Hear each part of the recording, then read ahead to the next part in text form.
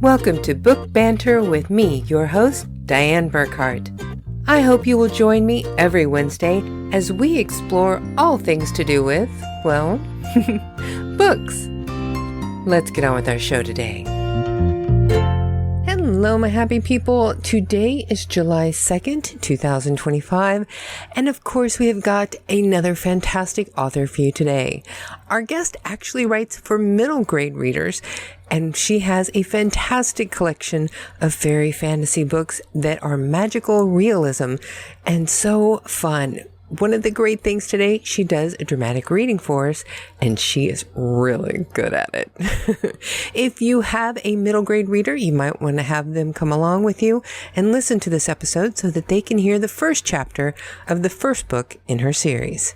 And before we get into the interview, don't forget, stick around until the very end of the show, because we have got news coming up for the things that we're working on here. And we're working on a lot of stuff, so you might want to stick around to check it all out. But that's enough blather for right now. Let's bring out our guest. Please welcome to Book Banter with Dianne Burckhardt, Micki Bare. The way that I like to start the podcast is to just have my guest tell everyone who you are and what you do. Well, hi, everyone. I'm Micki Bare. I am a teacher right now. I'm actually going back into marketing after this year. And I am also, of course, a writer. So I've written all sorts of things over the years. I've written news articles. I have a column. I wrote a column for 18 years. And I wrote some early reader children's books. And now I write middle grade magical realism fantasy for 8 to 12-year-olds. You know, that was one thing that I was really impressed about whenever I was reading your biography, was you've done just a little bit of everything. You worked in advertising, you were a writer, you're an editor, you've done web content management, an associate editor for a parenting magazine, a marketing director for a nonprofit, and a teacher and a published author. Is there anything that you have left out of that kind of thing? I don't think so, but I didn't do it all at once. So, and a lot of that builds on each other. So when I was a Head Start director, we had to do a lot of our own marketing, and I had a communications degree. So I got into doing a lot of that for the program. So PR, I would go to all the PR marketing type things that they would give us, like the trainings that they would give us to be able to do that, since that wasn't something that was paid for through the grant. So you couldn't hire someone to do marketing. So the staff had to do it. Then later on, I ended up, when I did leave Head Start, I was an executive director for a little while for the state association. And then I went back into advertising. So I went into the private sector and I worked for an advertising company. And I was a copy editor when I went in there, but that position did a lot with website and lots of other stuff. And that's something else I had a little bit of background in, because my dad worked for IBM and I had a computer at a very early age, and he taught me how to code and those kinds of things. So I knew HTML at the time. And so I ended up drifting that way in the marketing world and did that for a while. Then I had gone back to writing and other things after that. When I was home with my mom and my son, my mom had been diagnosed with Alzheimer's and lived with us at the time. So yeah, so I kind of took a break, but I was still doing things from home. And that's where I ended up like editing for a magazine and those kinds of things. And then when I went back to work full time, it was as a marketing director for a nonprofit. When my book started coming out, I decided to go back to teaching, because I had taught early on when I had first gotten out of college, and wanted to go back to that. But that meant having to kind of start fresh with teaching. I had to go back to school. I had to get licensed. So I decided to go ahead and get my master's degree. And I've been doing that for the past 3 years, teaching in the social sciences, middle school. And then I decided that maybe that wasn't quite for me. And the position came open at the community college, which kind of puts my education and my marketing back together again. And so next month, I will be a marketing director for the local community college. I would think all of this varied experience would give you a great basis to build a writing career on. Yeah, I think so. I think it helps me to keep learning things, because I'm open to learning more about what I do as a writer. So I like to know how other people do things and how I can get better at doing what I'm doing. So because I've had to do that in teaching and I've had to do that in marketing, it makes it much easier for me to take criticism and critique groups and go to different conferences and bring back like the best of and incorporate that in my writing. That has helped me find my voice as a writer. It has helped me get better as a writer. So I think, yeah, I kind of take all of those different experiences and just keep pushing it into my writing or my writing life. You know, I do marketing for myself as a writer.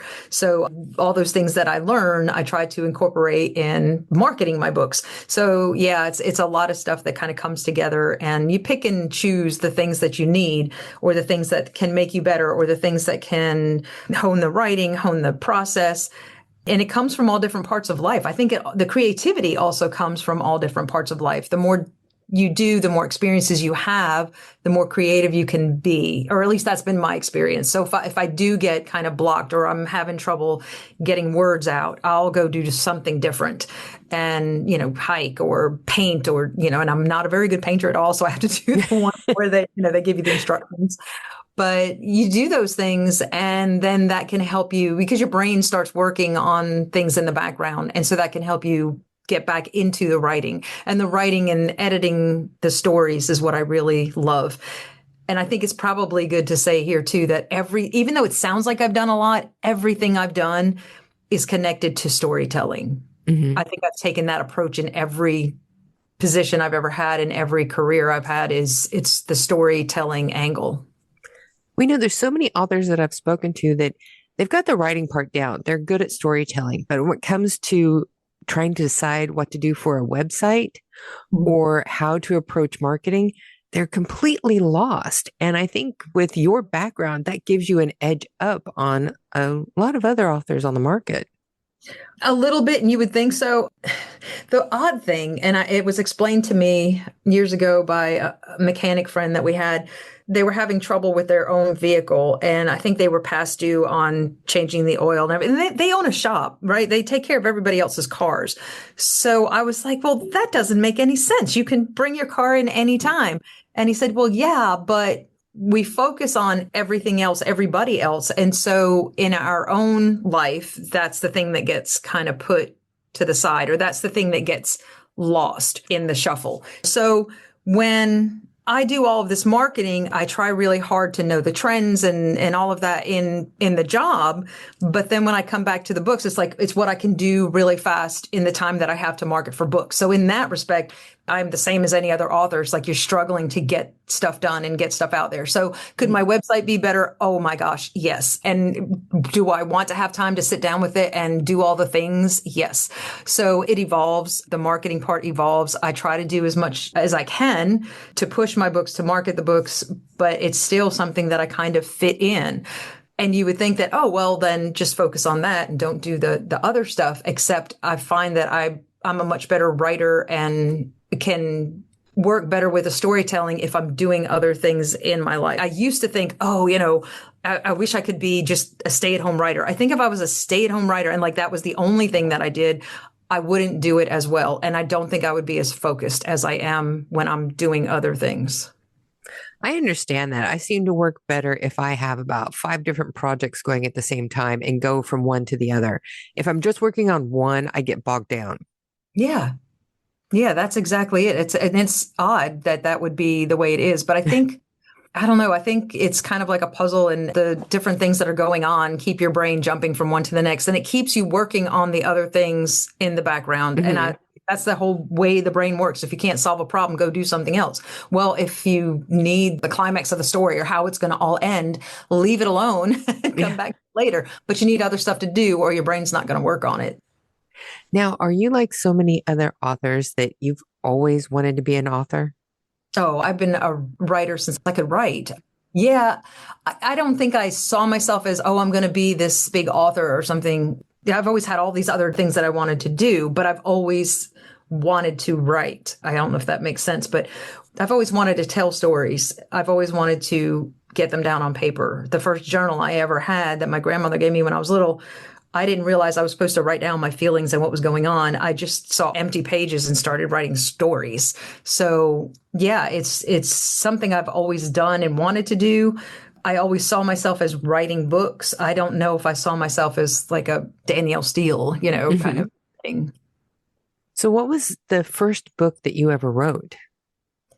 Oh, my first book is Thurston T. Turtle Moves to Hubbleville. I wrote that when I was in college. I was maybe 19, 20. It was a summer. I was a babysitter for a family. So I would go to their house every day, watch their kids while they went to work.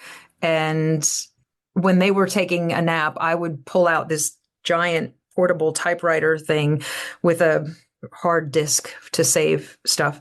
And I would write. And I wrote this story that I thought was so great. And it took 20 years before that was even published. And I would take it out and I kept working on it, trying to get it better, throwing it out there, getting a bunch of rejections.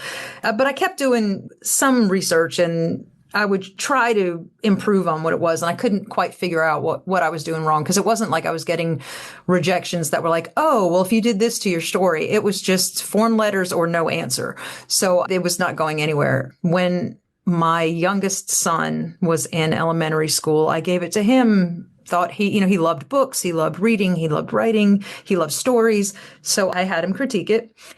And he brought it back to me, and you could tell he was a little disappointed because I think he expected his mom to do better. He said I could develop the characters more and walked away. And darn if he didn't pinpoint exactly what was wrong with the book. I did go back and kind of revamp the whole thing. It was kind of a real big overhaul. Sent it out in probably 12 more places. And that's how I got the little publisher in Florida that has since gone out of business. But before they went out of business, I ended up signing 3 different contracts for 3 different books. And that was the Thurston T. Turtle series. So those were the first ones. And it was quite a journey. Not the first thing published, though. It was the first book that I wrote. Well, just the fact that you actually got your first book that you wrote published, that puts you in a special group, because most of the authors that I talk to, the first book that they actually completed is in a drawer somewhere and will never see the light of day again. That is true for novels that I've written. But yeah, I don't know. I just couldn't let Thurston die. I was so excited that I came up with that name, Thurston T. Turtle. I don't know, that one little thing. And now I go back and look at it and go, ooh, this needs work. This is not what it could be. But I've learned so much as a writer and voice for children and all of that, because I've been so involved with the Society of SCBWI, Society of Children's Books Writers and Illustrators.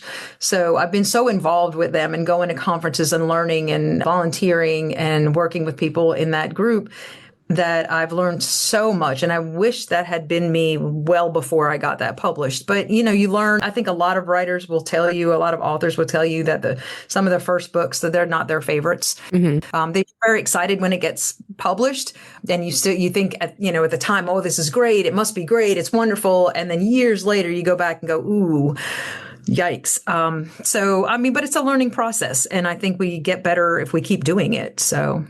Well, that was why I actually did my first book series that I wrote and published under a pen name. Mm-hmm. So if I decide later that they're horrible, I don't have to claim them. That's a good idea. Wish I'd have thought about that, 12, 15 years ago. Oh, well. Whenever you decided to do your latest series, your middle grade reader books, what was it that made you switch to these? Oh, I had to go down a different road to get to middle grade. I was at an event, a luncheon for a civic group, and they had invited me to come speak about writing, and I brought my Thurston T. Turtle books. And a lady that was there just loved my speech and said, if you ever wrote women's fiction, I would buy that. So she wasn't going to buy the Thurston T. Turtle books, but if I ever wrote women's fiction. So I thought, okay, let me see if I can write a novel. And then, National Novel Writing Month was November. So I decided, okay, let me see if I can just get 50,000 words down and I'll write women's fiction. And I tried that for 3 years in a row. And I have 3 manuscripts of terrible writing in women's fiction. And I had trouble editing, and I just had so much trouble with all of that. And the stories are all completely different. And I couldn't get into any of them. So then I woke up one night and I had this scene in my head. I mean, that happens with us. We get these ideas, and I had to write it down. So I got up, went in the living room. It's kind of dark with maybe like moonlight coming in or whatever. And I sat in a rocking chair with a piece of paper and a pencil in the dark and wrote out that scene. And then I went back to bed. And it turned out to be a scene for a younger audience. I knew the main character was about 11 years old. I knew the main character was meeting someone also that was 11. And I knew they were female. I knew one was not human, and she was small and needed help. And I knew actually the name of the human girl, Danny. I mean, that was in my little scratchy out notes there. I didn't know my main character's name, and I didn't know anything about writing for 8 to 12-year-olds. So I took that scene and went to a conference and went to everything I could about middle grade writing. And then I started writing, and a year later, I came back with a manuscript and got professional critiques on what I was working on, and probably wrote it 7 more times. Well, not wrote it, but edited it 7 more times, changed the point of view all the way through at one point. And every time I edited that book, I just loved the story even more. Every time I had to go through it, it just made me feel so good. And it was so fun to write it, to edit it. I knew there was more than one book after I wrote the first one. So before that was even accepted by a publisher, I wrote the second book. And in the middle of writing the second book, I knew there were going to be 5 books. And it all just felt so comfortable. It felt so doable. And it was not like what I thought writing a novel would be like. It wasn't like the experiences with trying to write the women's fiction. It was where I was supposed to be. I don't know how to explain it, but when I got that contract, they were very accommodating. They actually asked me, was it a series? And I said, I think so. I think there's going to be several books. They said, how many books? I said, 5. I have the 2 manuscripts, and I'm pretty sure it's 5. And I gave them the names of the 2 books. They wrote the contract out for Society of the Centenalia, Blind Fairy, Book 3, Book 4, Book 5. Wow. Without knowing titles or anything.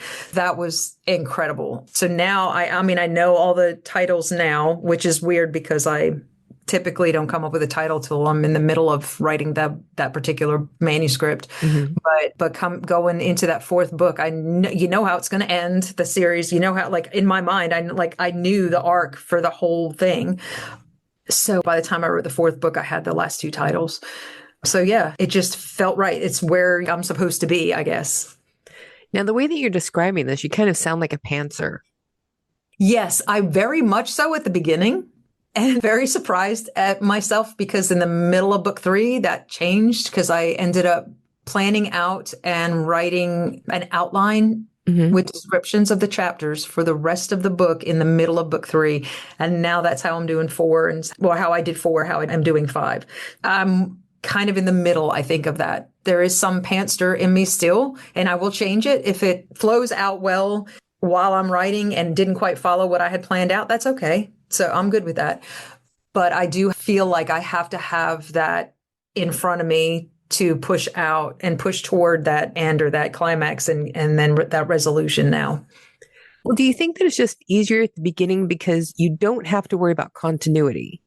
So you can just write the story however you want. And then as you get further into a series, you have to remember what you wrote before, how you describe things. Did the fairy have blue eyes? Did it have green eyes? And so it's a lot easier if you start to get more structured to keep things in line as you get more complicated and more depth in your world. Absolutely. I have reference versions of my books. I take, they give you author copies. The first one comes out, I write REF on the spine, and it sits here at my desk so that I can go through, and I have them on my computer too as PDFs. And I am constantly searching to make sure that the spellings are the same, the descriptions are the same, the setting is correct, where they came from, what they're doing, their personalities, like who their lineage is, it gets really difficult to keep up with that. I even like something simple as my fairies have skills. They don't do magic, but I couldn't remember the name of a skill that she learned in a previous book. So I went back. Turns out I didn't name the skill. So then, but I was in the end of the production for that book and starting the next book. And it was early enough for me to be able to make the change in the book where I had completely neglected to give it a name. So we popped that in there. It was in on time, and then I could use it in the next book and name it. Now that I'm doing the fifth book, I realized that two of the characters, I never really describe what they look like. You got their personalities and you can pick them out, a personality lineup, I guess, but I never really described what they look like. So now I'm going back and coming up with scenes that can give you a little bit of that information so that, you as a reader can kind of follow who they are. Although it may mess up readers that have read all of them before and already have a picture in their head that they've created. And now they're learning, oh, is that the color of the hair? Well, that's not what I was thinking. So it could work both ways, but yeah, so it's odd what you forget from the first book all the way last book when you're writing. I mean, it's years that I started these books in 2018, I think. So now that, we're rolling around to that last book, that's 7 years ago. That's a long time to try to remember all that stuff. I do also have a notebook with a bunch of stuff in it. I've got character profiles. Some are updated, some are not, that I have to kind of reference. I make lists. Every time I start a book, I make lists of the things that I think I'm going to have to reference so that I can have that right in front of me. It becomes a pretty big job, but it's still fun. So I still love the story, love the characters, and still want to do it. So that's a good thing. That's always a good thing. Now, do you ever draw maps of your world to help you keep everything straight? No, because it's here. It's where I hike. It's where I've hiked that trail so many times in the Burkhead Wilderness. I know so much about it that I just picture it in my head. I have pulled maps just to make sure I had the right trail names and things like that.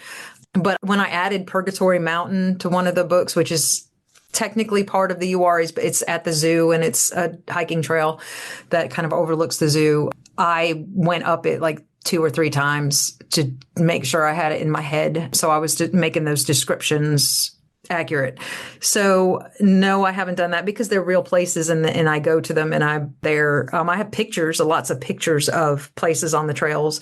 So some of the descriptions I have photographs of as well. But no, I haven't mapped it out. That's got to be helpful, though, that it's an area that's just there and you could pull up a map if you need it. Yeah. Now, the series that we have just been talking about, though, it's called Zahra of the Uwharries. What are the books that are available in that? The first book was Society of the Centenalia. Book 2 is Blind Fairy. Book 3 is Omega Crag. And KIMIMILA Returns comes out later this month. And then you have one more planned to come out in the future.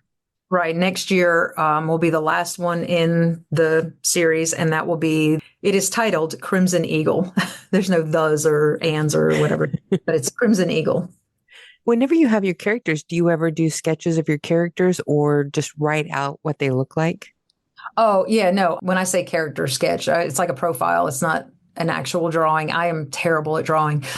No, they're descriptions of what they look like, what their personality is like, what they've been through and are trying to overcome, what their challenge is, who their family is, where they live, those kinds of things.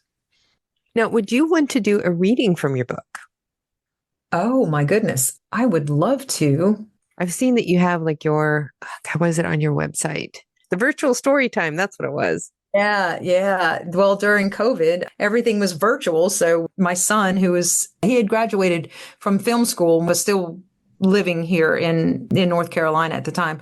So we were all in the same house together at the time. And he videoed me reading all of the chapters for that book to do the virtual story time. The idea was we were going to do all the books, but it was quite a job to do the one book. So we left it at that.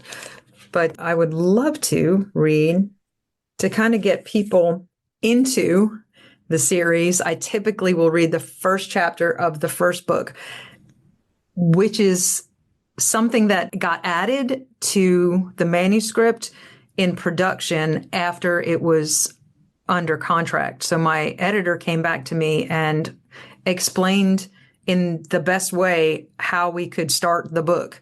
Even though she'd had this manuscript, loved the manuscript, and then came back to me in developmental edits and said, now, it might be good to give the readers a little bit of background this way. And so she didn't say, we need more background, which would kind of make you feel like you were doing an information dump. She actually pulled out things from the first couple of chapters that I had and said, if you could answer how we got here in a first chapter that we add to the beginning, I think that would be stronger. And it worked. So that's actually what I'm going to read. Well, it must have done some good because it is an award winner. It is. So Society of the Centennial and Blind Fairy in consecutive years won North Carolina's highest award for children's literature, the North Carolina Young People's Literature Award, which is sponsored by AAU of North Carolina. So chapter 1, Our Tree. Moss. I need one more kind of moss. My teacher, Miss Everly Poley, will be happy when she sees me walk into school with 3 kinds instead of 2. Father, mother, and my sister Astriel are asleep, so I tiptoe out of our tree, quieter than a bobcat waiting to pounce. On my way out, I pass our neighbors' homes. When I get to Miss Everly Poley's doorway, my big toe slams into an acorn cap. My hands cover my ears, my eyes scrunch shut. With all the quiet around me, the cap bouncing off the wall sounds like a clap of thunder. When I'm sure no one woke up, I creep to the knothole, look around to make sure I'm safe, and then glide out of our colony's tree. Miss Everly Poley says moss likes water, so I fly closer to the river. It's still dark and damp, but the sun will be up soon. I have to hurry. Dew dots bright green bunches of fern leaves. Speckled gray rocks poke out of the ground. Just over a dead tree trunk covered in white lichen, I see something. There it is. Puffy, light green moss. I land next to it. Some of it's bigger than me. Mounds grow tall on this smooth rock near the bottom of a tree. It's a whole moss colony. Careful not to crush any, I step between the heaps. Above me, the tree trunk groans in the wind. Bare branches sway. The sky is getting brighter. Grum. My hands fly up to my ears again. The noise, it's so loud. Worse than thunder. There's a horrible smell, too. I squat down in the moss. The grum sound won't stop. Then, brang, brang. What's that? I keep my hands on my ears, but the noises are too loud. The grum doesn't stop and the brain clacks like a bird in danger. Only it's so much louder than a bird that my ears ache. I curl up in a ball and hide under my wings. I wish I had stayed in bed at home near Astriel. She'd make me feel better. Crack! The branging stops. Ba-boom! Everything shakes. The ground, trees, moss. The rock shivers. There's a shrill scream. My eyes dart this way and that. It's me. I'm screaming. I jump to my feet. I have to fly home. I push up through the air toward my colony. Before I get there, I see them. Big human machines. And humans and... Mother, Father, Astriel! I scream their names and then scream them again. Our tree, our colony, our home, it's all smashed to the ground. I squat on a branch and look around. Where did they go? I don't see any Scrabins anywhere. Not one person from my colony. They must be nearby. I'll just wait. But I can't wait in this tree. The humans might smash it down too. I hurry back to the moss and hide and cry. What if... No, I shake my head. They're fine. They got out. They just need to find me. There must be a safe place to wait. The mossy mounds can't protect me from hawks or snakes or cats. The bank of the river is better. My body shakes worse than a leaf before a storm. Above me, a robin zooms by, followed by another. As soon as they're both gone, I fly to the river. Braided tree roots wind along the top of the bank, in and out of orange and brown mud on the walls of the river. I squat down in the crook of a root to catch my breath. When I calm down, I grab the root and stand to look back at the machines and humans. From here, I can't see them. The grum and braying still rumbles. The air is musty from the fallen tree. As I blink away, a tear, grimy, sweet smoke burns my eyes. Something in the mud moves. I turn my head and look. Splash! That is much bigger than me. What is it? The roots are now drenched and slippery. So are my hands and feet. My foot slips off the crook. I grab at the riverbank, but my hands sink into the mud that squishes through my fingers. My other foot slips out from under me, and my stomach slams onto a root hump. Air. Knocked out. Roots. Mud. Water. Splashing and kicking and grabbing, flashes of water, mud, and trees tumble around me. The river pulls and pushes as it yanks me away. Fly! I need to fly! Thud! My back slams against a branch. I roll around, throw my arms over, and hug it as tightly as I can. My legs are too tired to climb. Instead, I slide one arm over and then another. I do it again and again until my arms feel like they're going to snap. Mud! My arm is touching the bank! I grab and pull and yank until it's wedged in a clump of laurel. That is the first chapter. That was so great. And you were really good at doing a dramatic reading. I did take that class in college way back in the day. It was called Oral Interpretation of Literature. And of course, I was at the time wanting to teach in elementary school. So I used children's literature for that entire class. So yes, I had a little practice doing that. Well, it definitely comes through. You definitely got a lot out of that class. Thank you. So now I think would be a good time to do our 5 quick questions that never turn out to be quick, but I just refuse to give up. Are you ready? I am ready. So question 1, do you actually listen to podcasts? Do I listen to podcasts? Yes, I listen to podcasts. My son got me into listening to podcasts. I didn't think I would be able to because I don't like audiobooks. My mind wanders. But for some reason, that's not the case with podcasts. And what's your favorite one? Well, this year it's been Who Said What Now? And it is a social scientist that does podcasts on history. Oh, nice. I always like the true crime ones. You know, that doesn't sound too unusual. So many people love those. So question 2, what is the last concert you went to? Oh, wow. I haven't been to a concert in a really long time, but we did go see the anniversary tour. I think it was the 40th anniversary tour of Air Supply. Oh, nice. The theater in Greensboro. That said, we have been to a couple of plays that are like concerts. We saw the MJ. That was Michael Jackson, a lot of his music. And then we saw the one, what is his name? Neil Diamond. Oh, but I can't think of what he named it. But yeah, it was based on Neil Diamond's life, a lot of his music in that. the last concert that we went to here was actually Kiss, their farewell tour. Oh, nice. Yeah, that was good. And before that, though, I finally got to see Tom Jones in concert. Oh, wow. That was great. I loved that concert. That sounds amazing. He still has a great voice. Yeah, that's another thing that's really amazing. When we saw Air Supply 40th anniversary tour, I couldn't believe how well they still were able to sing and how strong their voices still are.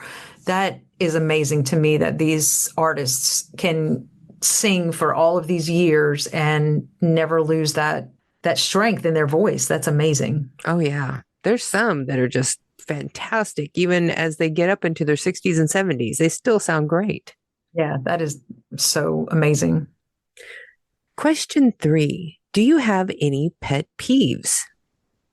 Oh, goodness. Trying to get over pet peeves, but yeah, as a writer and an editor, having done lots of editing and still editing in my own books, one of my pet peeves is the grammatical or spelling errors or space errors or things like that in mass-produced books. And I don't know why, but I end up stumbling on it and it breaks the flow for me of the story. That drives me nuts. And this is also coming from the writer thing. A point of view needs to be consistent for me as well. Yeah. So you can't be telling a story in the main character's point of view for the entire book, except for 3 paragraphs where you decide to switch to a side character's point of view to be able to tell something that's out of the range of that main character. And a very popular book did that. And it just drove me. I couldn't understand why everybody was thinking this book was so great when it did that. So I got frustrated with that as well. So yeah, I have a lot of pet peeves that have to do with writing, and it's like snobby, like people who are snobby about wine or whatever. And I get like that writing and reading.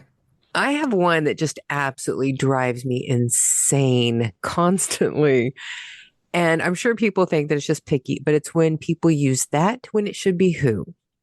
Oh yeah, or and it's not like I speak so well, but in writing, yeah, that would drive me insane. Or uses that too much, or does put a comma after so, or doesn't, depending on the usage. Like, I don't think people worry about usage. They just see words and use it the same way, regardless of how it's grammatically used. Yeah.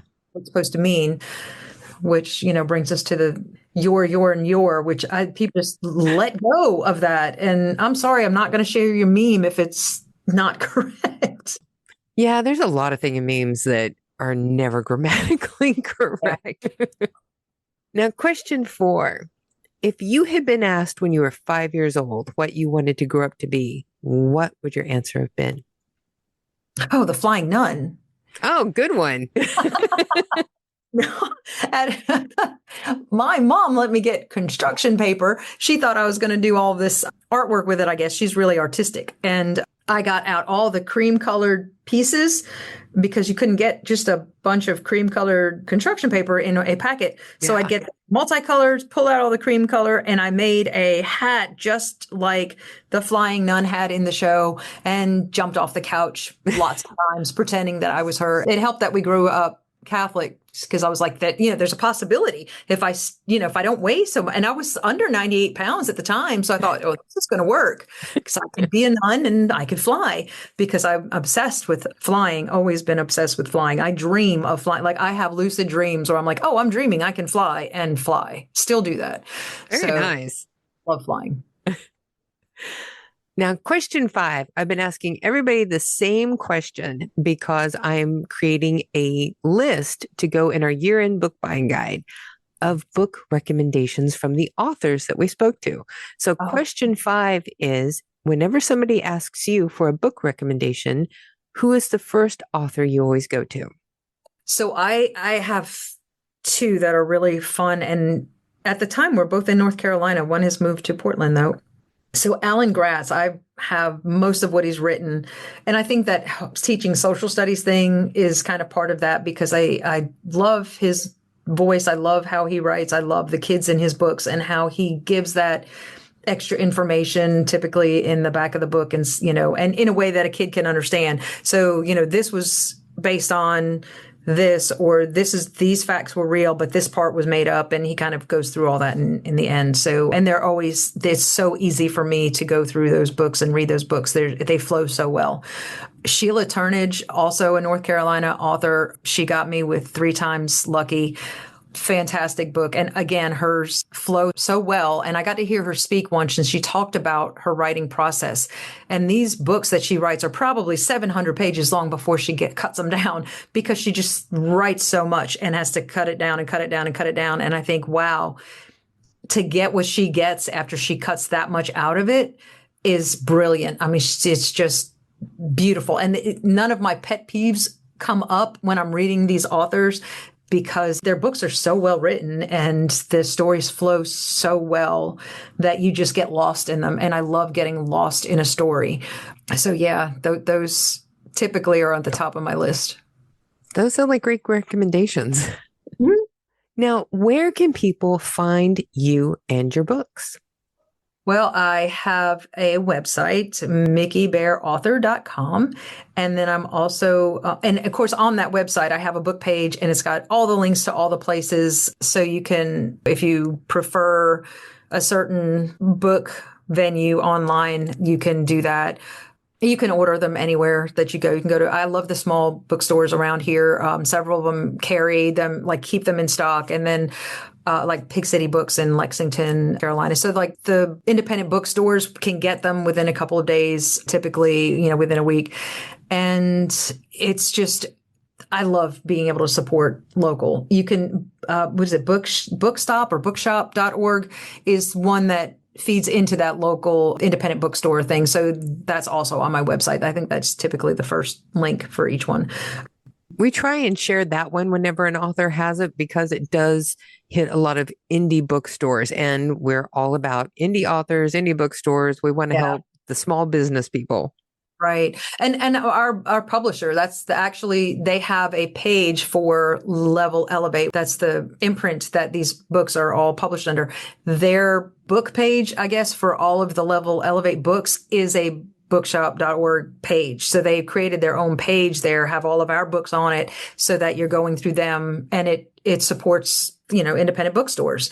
So that's kind of cool that our publisher does that. Yeah, that's amazing. Let's see. Also, Instagram at Micki Bare. I think it's Micki Bare Author on Facebook. There might be a comma, Micki Bare, comma, author. I'm on Blue Sky and Threads, also at Micki Bare, and TikTok at Micki Bare. Now, who does your book trailers? The first one was a company here locally that my son, when he got out of film school, worked for. So I got to work with my son and another alum from his school who also worked for that company, Rhino Leap Productions. And so they did the first one, and that was really cool to work with them to do it because we did a live action one. The other ones, I did those myself using Canva. Mm-hmm. So yeah, I create the little videos and little mini book trailers. They're so cute. I loved watching these today. Thank you. They're well done.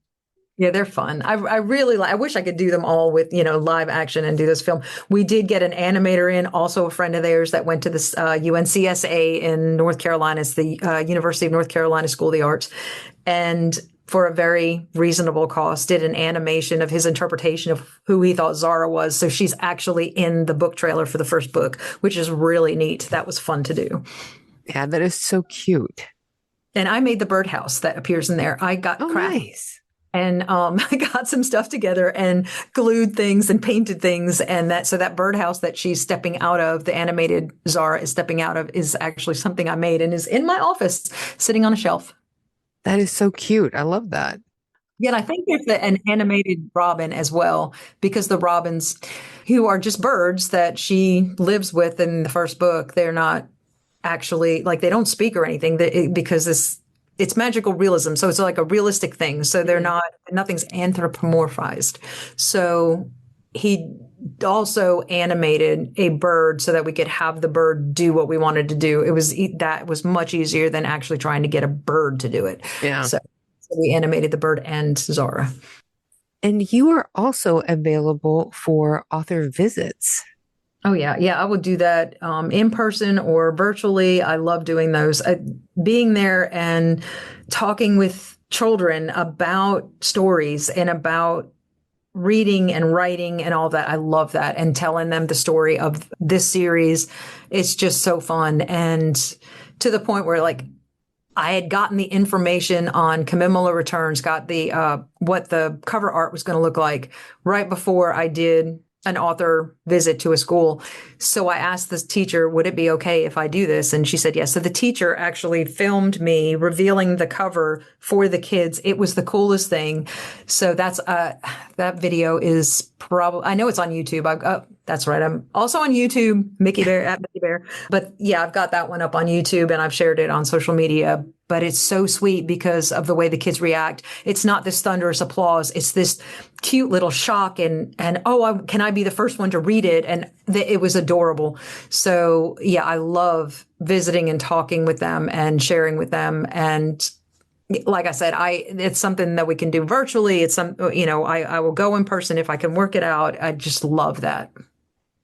And everybody who is interested in author visits or book club questions, which you happen to have on your website for the first 3 books, they can find those all at MickiBareAuthor.com. And there will be a link to that and all of your other social media in our description of today's podcast.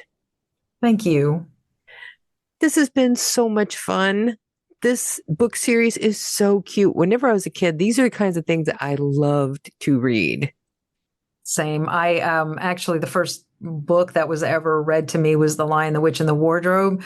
And, as far as novel, sitting down and having, an older person in the family just read that whole thing. We kept going back to it and picking up where we left off.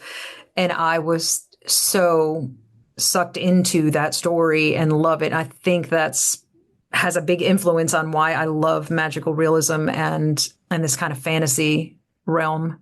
I think you have created a fantastic one. Thank you. So there you have it, folks. My interview with the incredible Micki Bare.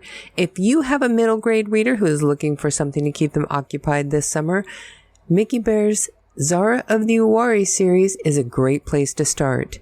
There are several books that are already available in the series, and you can find them all on her website or on bookshop.org and buy her books from small business owners.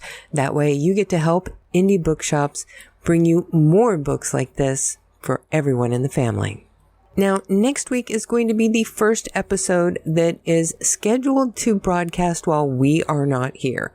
We're going on vacation to visit family for a couple of weeks, so I have 2 episodes that I'm scheduling to broadcast on their own. So please keep your fingers crossed that everything goes correctly as I have it scheduled, and we have no glitches, because I'm not positive what kind of internet connection we're going to have where we're staying. But hopefully when I get back, everything will have gone great, and you will have been able to listen to Linda Hughes, who is next week on Wednesday, July 9th. It's episode 178. She is a romantic women's fiction author, and she has an incredible collection of published works. Now, the week after, on July 16th, episode 179, we're going to have our second ever writing team with Brakefield and Berkey. Charles Brakefield and Rox Berkey are going to join me for a fantastic interview about their wonderful Enigma series. They also have a trilogy that's adjacent to this one, the Enigma Heirs, and they have a cozy mystery series, the Magnolia Bluff Crime Chronicles. They were a fun pair to interview, and you're going to love this episode. So be sure to come back every Wednesday so that you can find more fabulous authors like the ones you're going to be hearing in the next few weeks. Now remember, if you have been following along in all of these podcasts, you know that we are working on several things right now. We're working on an app that you can download for your phone or tablet where you'll be able to click and find and search through all of the different authors that we have had on our podcast and be able to click live links to go buy their books at your favorite bookshop. We're also looking at creating a masterclass for authors to help them to better prepare themselves for being on a podcast and how to market themselves to podcasters and other media outlets. And of course, I am still working on trying to get all of the back issues of Book Banter magazine up in print on Amazon. And we're also getting ready to drop this year's Year in Book Buying Guide with every author who has been on the podcast this season. This publication will be available in November for holiday shopping and will feature every author that we have spoken to in season 4. You'll be able to find link information so that you can go find all of their social media and where their books are available. Or you can just take it with you to your favorite bookshop and show one of their employees which books you want them to order for you. Well, I think that's enough for today, folks. I've got so much stuff to do still to get ready for this trip, and I'm so looking forward to this. I hope everything goes well, and I will be back in 2 weeks with more fantastic author interviews for you. So now you know what time it is, folks. It's time for you all to go forth and be really happy.